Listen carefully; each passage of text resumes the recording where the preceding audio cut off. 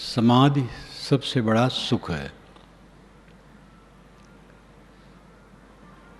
समाधि संकल्प शून्यता है,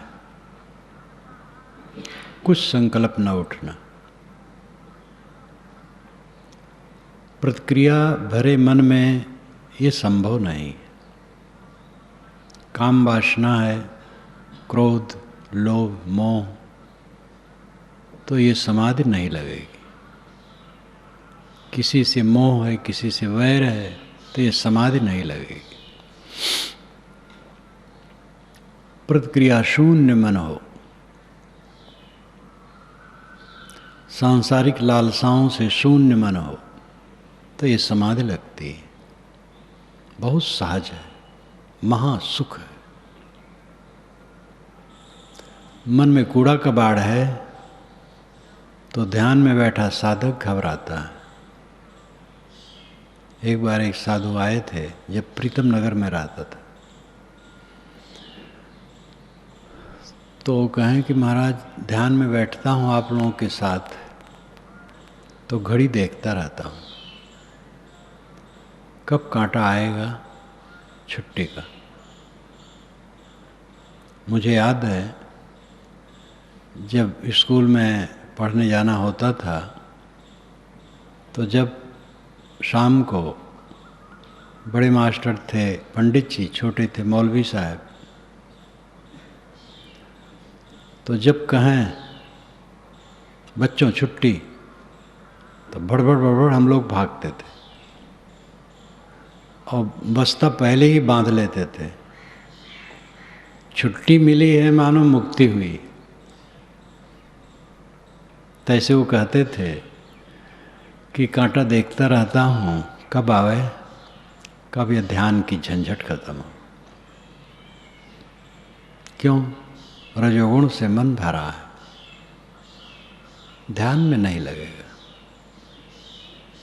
रजोगुण तमोगुण जिनका शांत है, उनका ध्यान लगेगा। ये काम करना चाहिए, ये काम करके ही बेड़ा पार होगा। आगे जन्म में जाऊंगा ये अनजाना है, और कल्पना का विषय है। स्वर्गलोक में जाऊंगा ये भी अनजाना और कल्पना है। कहीं मोक्ष धाम है, वहाँ जाऊंगा ये भी अनजाना और कल्पना है। कोई ब्रह्म और परमात्मा है, उसमें जाके मिलूंगा ये भी अनजाना और कल्पना है। किंतु मन को समेटकर आत्मलीन हो जाना, इससे अधिक स्पष्ट कुछ नहीं। इतना साफ, इतना दिव्य, साक्षात, स्वयं प्रत्यक्ष अपरोक्ष, इसमें प्रमाण की आवश्यकता नहीं। संकल्प शांत हुआ और स्वस्थित, इसमें गवाही साखी क्या जरूरत है? किसी के प्रमाण की क्या आवश्यकता है? स्वरूप और स्वरूप स्थित के समान कुछ स्पष्ट नहीं है। आत्मा ही सबका स्पष्टीकरण करता है। ये मकान को कौन जानता है? मैं जानता हूँ। सूरज को कौन जानता है? मैं जानता हूँ। जानने वाला जितना स्पष्ट है उतना कुछ स्पष्ट नहीं। वही सबका स्पष्टीकरण करता है।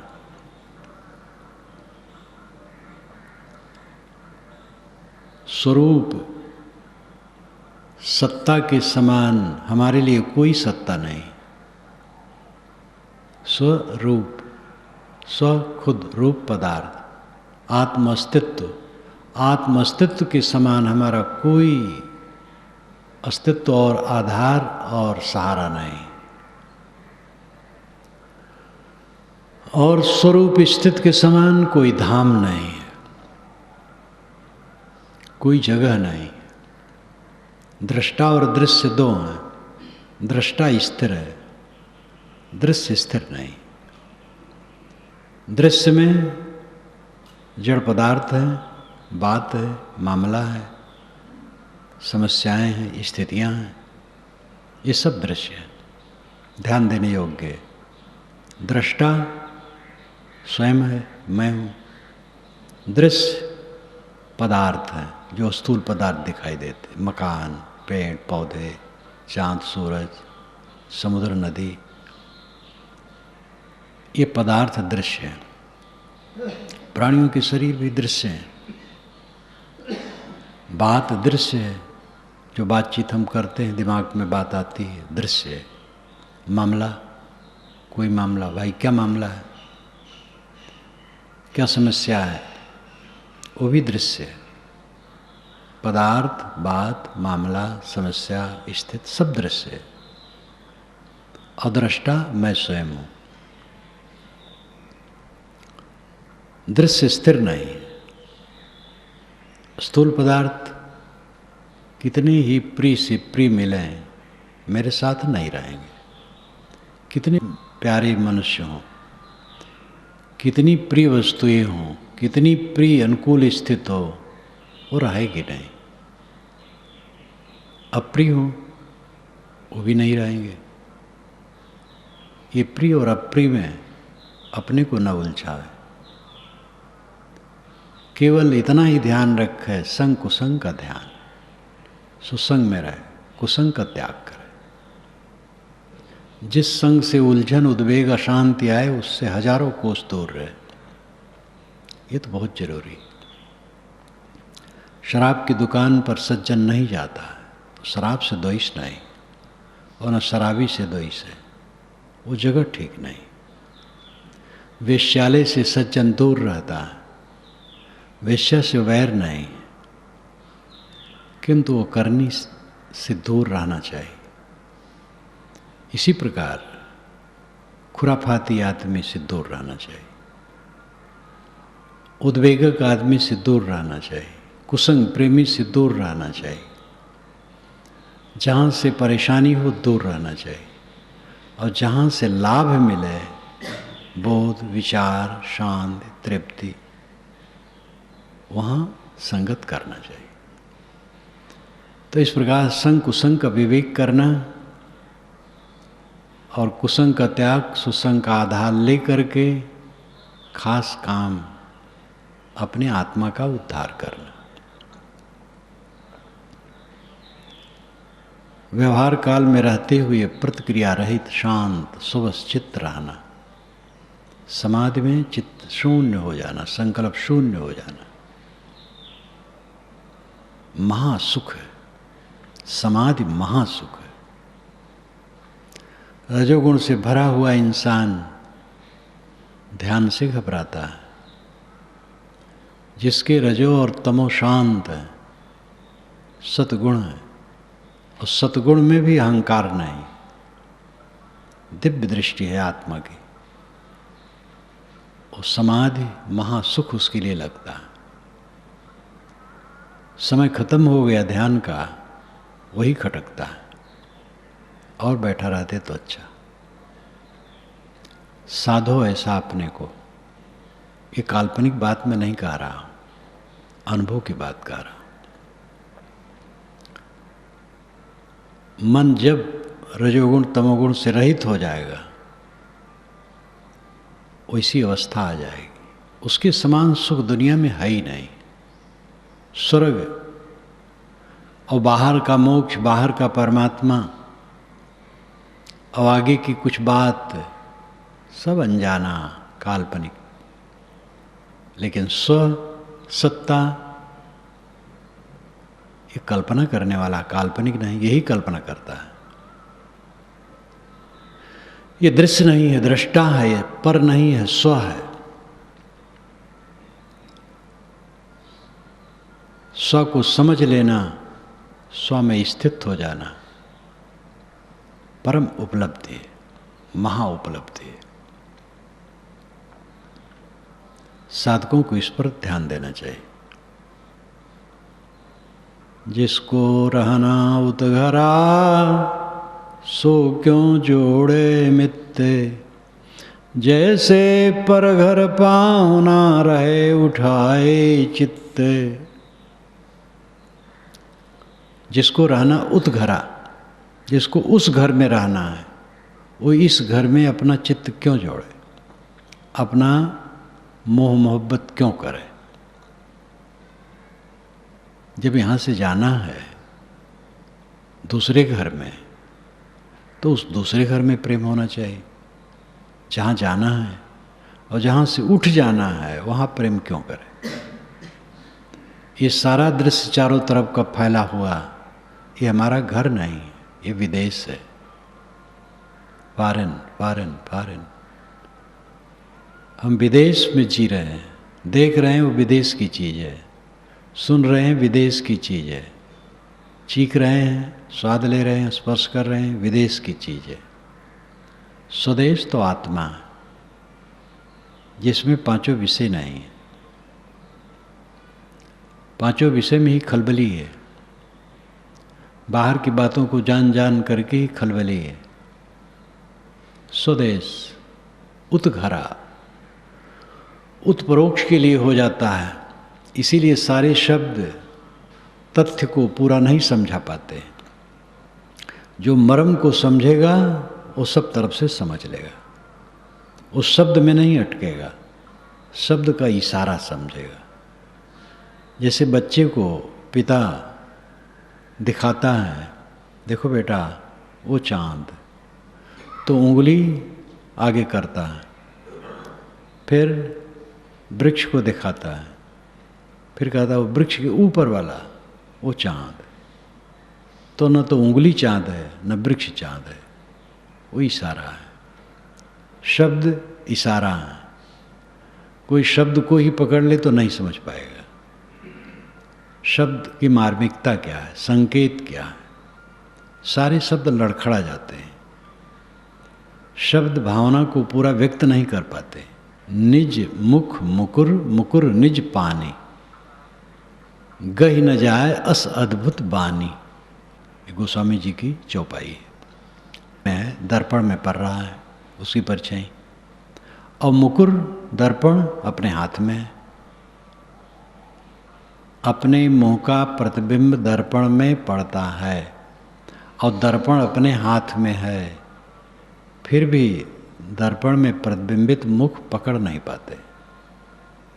गहि न जाए अस अद्भुत बानी, अध्यात्म की बानी ऐसी ही होती है, सामने है, सुन रहे हैं, पढ़ रहे हैं, लेकिन वो बात समझ में नहीं आती। समझेंगे जब साधना करेंगे और अपने से वरिष्ठ साधकों की संगत करेंगे।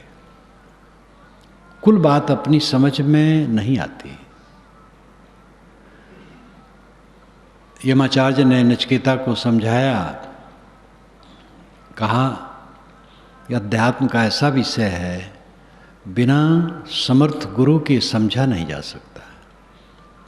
समर्थ गुरु वह है वेदांत की भाषा में जो श्रोत्री और ब्रह्मनिष्ठ है। श्रोत्री का मतलब बहुत सुना हुआ, पहले सुना जाता था, पढ़ा नहीं, या पुस्तकें नहीं होती थी, गुरु सुनाते थे, शिष्य सुनते थे। तो श्रोत्री हो जो बहुत सुना हो, मतलब ज्ञानी हो, और ब्रह्मनिष्ठ का मतलब आत्मनिष्ठ हो, आत्मलीन हो। पारक सिद्धांत की भाषा में बोधवान और रहनीमान हो। बोध हो सम्यक बोध जड़ चेतन का, और रहनी में रहता हो, उस ठहराव में रहता हो। तो यथार्थ गुरु के उपदेश के बिना सब बात समझ में नहीं आती। साधकों को ये बड़ा भ्रम है, साधु वेश हुआ, थोड़ा जाने, वह अपने को बहुत कुछ समझ लेते हैं। इतना समझ लेते हैं कि गुरु से ऊपर हो जाते हैं। अपनी बुद्धि का इतना अहंकार कर लेते हैं कि हद, और उसका परिणाम होता वो बिखर जाते हैं, भटक जाते हैं। तो जिसको रहना उत घरा, उत दूसरे घर, इत और उत इहामूत्र फल भोग विराग, इह और अमूत्र संस्कृत में कहते हैं। इह नाम यहाँ, अमूत्र नाम परलोक, वहाँ। तो उत तो वहाँ हुआ जो परोक्ष हो गया, लेकिन साहब की वाणी परोक्ष के लिए नहीं, अपरोक्ष के लिए। उत से इशारा यही है, दुनियादारी से हटकर आत्मा में आना। अगर तुम आत्मस्थ होना चाहते हो, आत्म शांति चाहते हो, तो इस संसार में मोह क्यों करते हो? जैसे पर घर पाहुना रहे उठाए चित्त, जैसे पराए घर में पहुना रहता है, अपना चित्त उठाए रखता है, कहता भाई अब जाने दो। घर वाला कहता नहीं कल तक रुक जाओ, कल रुका, कहे अब तो नहीं रोकूंगा, अब जाने दो, क्योंकि अपने घर की चिंता होती, वहाँ प्रबंध देखना है। जहाँ हम बैठे हैं हमारा घर नहीं है, हमारा घर तो भीतर है, आत्मा है, स्वयं है। स्वयं में लौटो। इत पर घर उत है घरा, बनिजन आए हाट, कर्म करीना बेच के उठ कर चालो बाट। इत पर घर उत है घरा, यहाँ पर घर है, उधर अपना घर है। दृश्य पर घर है, दृष्टा अपना घर है। बनिजन आए हाट, इस बाजार में व्यापार करने आए हैं।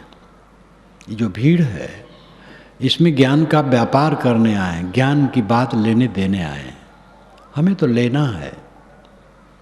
बनिजन आए हाट, कर्म करीना बेच के उठकर चालो बाट। कर्म का करीना, कर्म का सौदा बेच दो, सब कर्म चुका दो। कर्म चुकाओगे नहीं तो फिर आना पड़ेगा। अगर कुछ कर्तव्य ज्ञातव्य प्राप्तव्य है तो फिर लौटना पड़ेगा। जिसका कुछ ज्ञातव्य अब आगे नहीं रह गया, कर्तव्य नहीं रह गया, प्राप्तव्य नहीं रह गया, वो पूर्ण हो गया। और उसके जीवन में जो कुछ चलता है कर्तव्य इत्यादि, वो साज है। ज्ञातव्य, कर्तव्य, प्राप्तव्य, ये तीन बातें हैं। ज्ञातव्य जानने योग्य, कर्तव्य करने योग्य, प्राप्तव्य पाने योग्य। स्वरूप को जान लिया, जड़ चेतन भेद जान लिया, जड़ से अपने स्वरूप को भिन्न जान लिया, असंग, न ये किसी का अंश है न अंशी है, न व्याप्य है न व्यापक है। ये शब्दों का झमेला अनेक दार्शनिकों को जो उठाया है, बहुत उलझन पैदा कर दी। ये किसका अंश है? अंश टुकड़ा है, नाशवान है क्या? अंश तो नाशवान होता है, अंशी भी नहीं है। इसे टूट टूट करके कुछ अलग भी नहीं होता है। न जायते मृत्य व विपश्चित, नायम कुतश्चित न बभूव कश्चित। यह आत्मा न किसी से पैदा होता है, न इससे कुछ पैदा होता है। न जायते मृत्य, न जन्मता है न मरता है। न जायते मृत्य व विपश्चित। विपश्चित नाम पंडित, लेकिन यहाँ विपश्चित का अर्थ पंडित नहीं, यहाँ विपश्चित का अर्थ है ज्ञानस्वरूप आत्मा। ये ज्ञानस्वरूप आत्मा न जन्मता है न मरता है। नायम कुतश्चित न बभू कश्चित। कुतश्चित और कश्चित न बभू। कुतश्चित किसी से, कश्चित कोई, न बभू पैदा नहीं होता है। किसी ईश्वर से जीव पैदा नहीं होता है। अजो नित्य शाश्वतो एवं पुराणो, यह अजन्मा है, शाश्वत है, पुराण है। न हन्यते हन्यमाने शरीरे, शरीर के मिट जाने पर ही मिटता नहीं। तो नायम कुतश्चित न बभू कश्चित, इतना अंश बहुत महत्वपूर्ण। कुतश्चित कश्चित, किसी से कुछ पैदा नहीं होता है। किसी ब्रह्म ईश्वर से आत्मा पैदा नहीं होता है। जो है सो है, स्वयंभू है, ये आत्मा स्वयंभू है। जड़ चेतन का ठीक निर्णय हो जाए, स्वरूप का ज्ञान हो जाए, यही ज्ञातव्य है।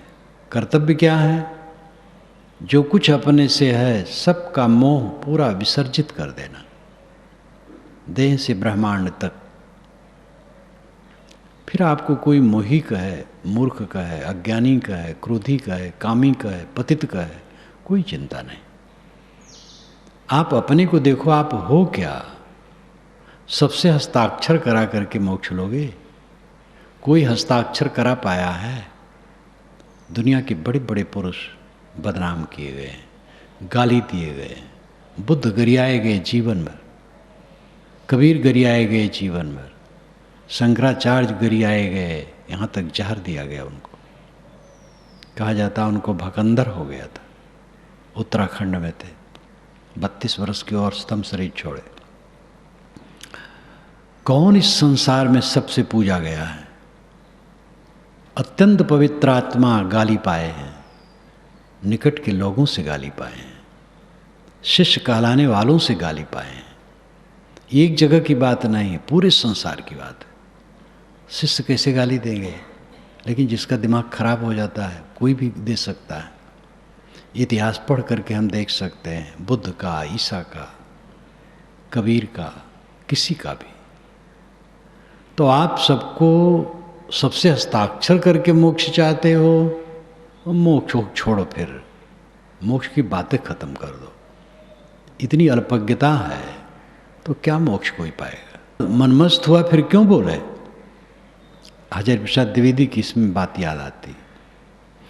वो जब बात करते थे बहुत मस्त होके करते थे। हिंदी, इंग्लिश, संस्कृत और देहाती चारों को मिला करके बोला करते थे। कहें मनमस्त हुआ फिर क्यों बोले? उस अवस्था में जो पहुंच जाएगा बताने आएगा किसी को कि हम ऐसे हैं? बताने की जरूरत नहीं। कहीं उसके मुख से निकल गया, बता दिया, बुरा नहीं, किंतु सबको बता करके आप हम कोई भी मुक्ति नहीं पा सकते हैं। मुक्ति तो बताने की चीज नहीं है, और जानना और बताना कितने दिन का है? मुक्ति अनंत है। मेरा शरीर छूटे एक दिन 10,000 वर्ष हो गए, एक दिन लाख करोड़ वर्ष हो गए, ये बीतते चले जाएंगे। अनंत यात्रा संसार की चलती रहती है। मेरी यात्रा पूरी है, अपने आप में तृप्त। कर्तव्य केवल इतना ही है, जो कुछ दृश्य है सबका मोह छोड़ करके अपने आप में स्थित, और प्राप्तव्य बस गहरी शांत। इसके अलावा ना उसका कुछ ज्ञातव्य है, न कर्तव्य है, न प्राप्तव्य है, पूरा है सब। फिर आना जाना कहाँ है? कुछ शेष वासना है, फिर तो भटकाव है। इतना दिव्य ज्ञान, आत्मज्ञान, स्वरूप ज्ञान है।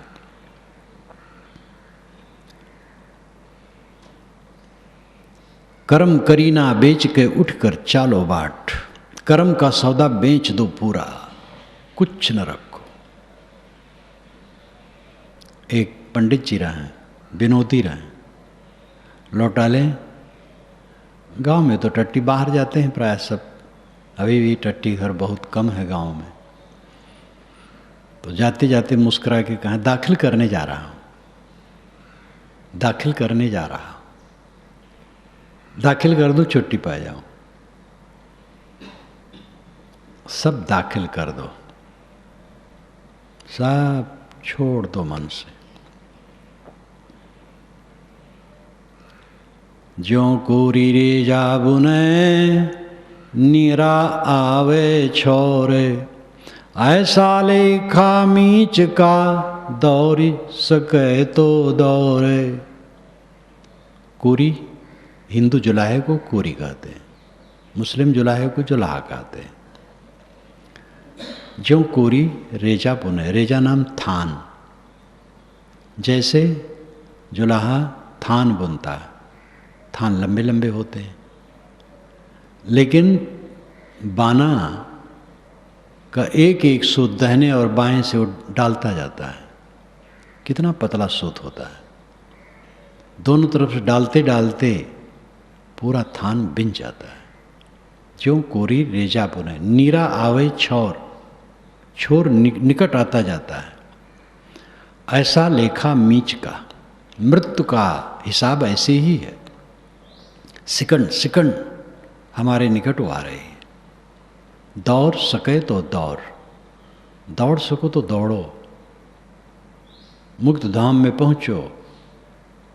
अब यहाँ भी कोई शब्द का अर्थ करे, कहीं दौड़ने लगे। श्री प्रेम साहिब जी बताते थे, जो हमारे संत बाराबंकी के श्री विशाल साहिब के प्रसिद्ध संत, गोरखपुर के पूरब उनका जन्म स्थान था। घर से भगे 13 वर्ष की उम्र में अयोध्या आए। इधर उधर भगवान खोजें, फिर सरजू की रेत में कुछ समय तक रहे, थोड़ा समय, वहाँ भी परमात्मा नहीं मिला। कच्ची उम्र, ट्रेन पर बैठे बाराबंकी की तरफ जा रहे थे, भूखा गए, एक जगह उतर गए, ये लखनऊ लाइन में। फिर एक कुटिब पहुँच गए। वो संत कबीरपंथी थे। उस समय चोटी उटी रखते थे खूब प्रेम साहब। तो वहाँ पर त्रिज्या उन्हें मिली बीजक पूर्ण साहब की। वो पढ़ने लगे, उनको अच्छा लगा। परमात्मा खोजते थे, खोज करके कहीं कुछ मिलता है। दौड़ सके तो दौड़, यहाँ भी लाक्षणिक है। दौड़ने मतलब क्या है? तीव्र साधना करना। तीव्र संवेगा नाम आसन्न, पतंजल महाराज कहते हैं।